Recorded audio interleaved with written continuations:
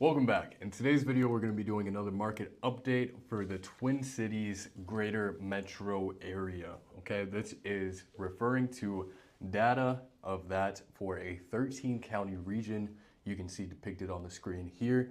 Furthermore, this is year over year information. So we're looking at February 2025 compared to February 2024. All of this info is brought to you by SPAR. Hopefully you can see it on the screen there. SPAR is the St. Paul Area Association of Realtors, and you can access the same info via the link in the description. Nice. So let's get into it. We saw new listings decrease for the month of February. We saw a 5.4% decrease, with the total number of new listings coming onto the market being 4,422. We also saw a decrease in the number of closed sales for the month of February, a decrease of 11.7%, with that total number of closed sales for the month sitting at 2,330. Now, in our previous couple of videos, we've talked about how buyer skepticism is only being increased because of affordability factors like increasing median and average sales prices, which we further saw for the month of February. The median home sale price increased 5.7%, up to $380,000. The average sales price increased 7.7%, up to a figure of $449,000. Okay, so the average days on market, the DOM, hasn't changed much from our last review of January. Still sits at the same number of the average days on market being 69 days. We don't expect this to change dramatically over a short period of time. Inventory, though, has changed. A slight increase from January's market update being 1.8 months supply of housing, whereas in February we sat at a 1.9 months supply of inventory. You as a consumer, me as a participant in the overall housing market, you want to see inventory get back to a level of equilibrium. I know we talked about this in the past, but we want to be seeing a monthly supply of housing sitting somewhere between 4 months and 6 months. That's what we consider to be a balanced supply of housing inventory, right? We have a good ways to go to get there, seeing as we're only sitting at a 1.9 months supply currently. Now, with a decrease in the number of active listings coming onto the market, paired with a already tight housing supply, we really need to see some market correction in one shape or another so that we're getting this increase of inventory that we're currently looking for. And in my mind, one of the most controllable factors that play a part in increasing inventory is interest rates, right? Decreasing interest rates. We want to see over the span of 2025 going into 2026 that interest rates come down. This is not only going to stimulate the market by encouraging more buyers to get out there and purchase, but it's also going to encourage more homeowners to sell their property because their next purchase following that sale is not going to be as expensive.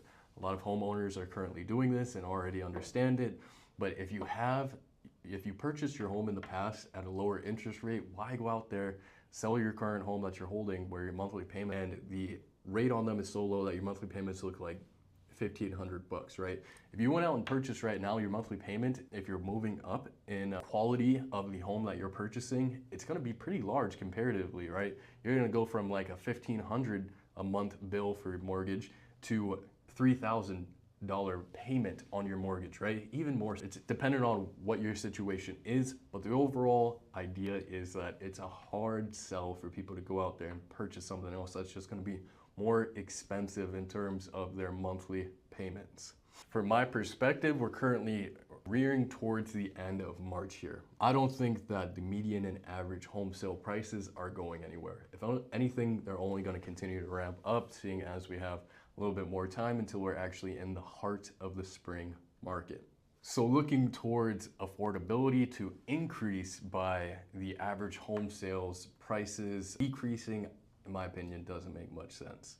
Whereas if we actually saw a change in the interest rates, and then if they could dampen over time, which is a more controllable variable, not controllable by us as individuals, consumers, but controllable by the powers that be, the Federal Reserve, specifically, then I think it has some positive outlook towards the housing market overall. Sellers, if you have a longer time frame, considering the aspect of possibly waiting off until those interest rates decrease, like a lot of current homeowners are doing anyways, could be beneficial. The added savings from selling and then purchasing your next home at a lower rate and that lower monthly payment that comes along with that rate could outweigh the financial proceeds and benefits from selling your home currently and having to purchase another one at a 6.5+% rate. Depends on your situation again.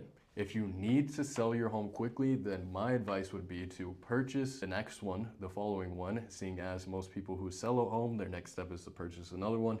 Purchase that next one with the idea in the back of your head that I'm going to refinance somewhere down the line. Maybe it's a longer period of time, maybe it's shorter. We'll have to see how the market plays out, but refinancing can be a great option for you.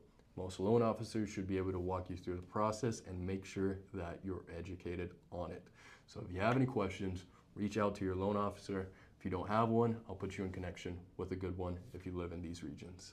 Now buyers, the same information applies to you, right? If you have a longer time frame than possibly gambling on interest rates decreasing over time, and I do want to say it's a bit of a gamble seeing how a lot of people have been waiting around for interest rates to decrease, but since April of 2022, they've been over that 5% threshold and haven't come down past that point.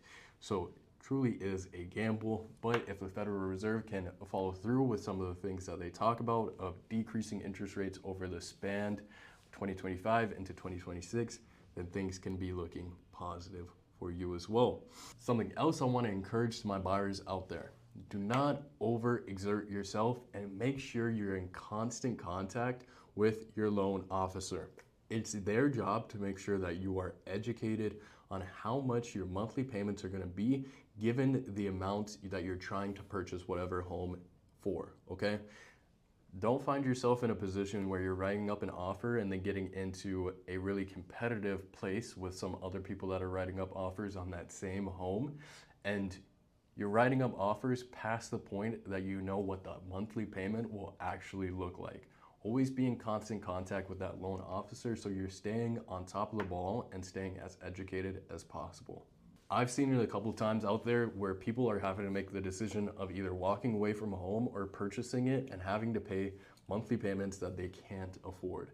Those aren't two great options to pick between, okay? So we want to avoid that by any means possible.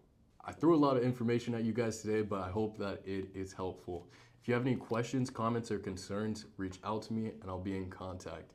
I can put you in connection with a lot of great people out there in the service industry, and I'm sure we can help you navigate the right way to either selling or purchasing your next home. My name's Niles Lee, and I look forward to working with you.